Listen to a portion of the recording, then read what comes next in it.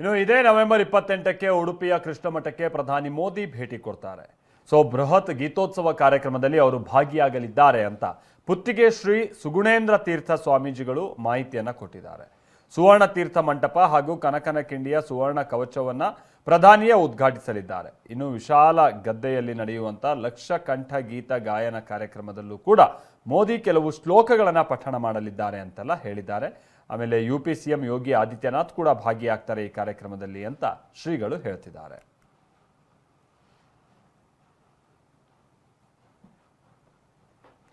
ಇನ್ನು ಉಪರಾಷ್ಟ್ರಪತಿಯಾದ ಬಳಿಕ ಮೊದಲ ಬಾರಿಗೆ ರಾಜ್ಯಕ್ಕೆ ಭೇಟಿ ಕೊಡ್ತಾ ಇದ್ದಾರೆ ಸಿಪಿ ರಾಧಾಕೃಷ್ಣನ್. ವಿವಿಧ ಕಾರ್ಯಕ್ರಮಗಳಲ್ಲೂ ಕೂಡ ಅವರು ಭಾಗಿಯಾಗಲಿದ್ದಾರೆ. ಮೊದಲಿಗೆ ಹಾಸನದ ಶ್ರವಣಬೆಳಗೊಳಕ್ಕೆ ಭೇಟಿ ಕೊಟ್ಟಿದ್ದಾರೆ ಉಪರಾಷ್ಟ್ರಪತಿ ಸಿಪಿ ರಾಧಾಕೃಷ್ಣನ್. ಶ್ರವಣಬೆಳಗೊಳದಲ್ಲಿನ ದಿಗಂಬರ ಜೈನ ಮಠದ ಕಾರ್ಯಕ್ರಮದಲ್ಲಿ ಅವರು ಭಾಗಿಯಾಗಿದ್ದಾರೆ.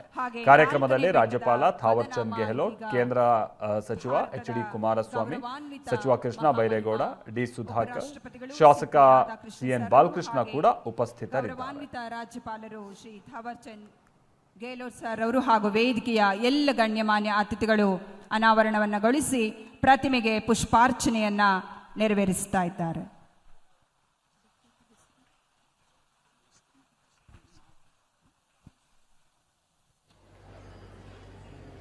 ಅದೇ ರೀತಿಯಾಗಿ 4ನೇ ಬೆಟ್ಟದ ಹೆಸರು ಇದೀಗ ಅನಾವರಣ ಆಗ್ತಾ ಇದೆ.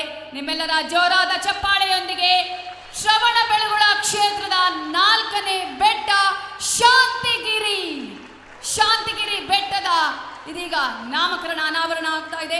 ಅದೇ ರೀತಿಯಾಗಿ ನಮ್ಮ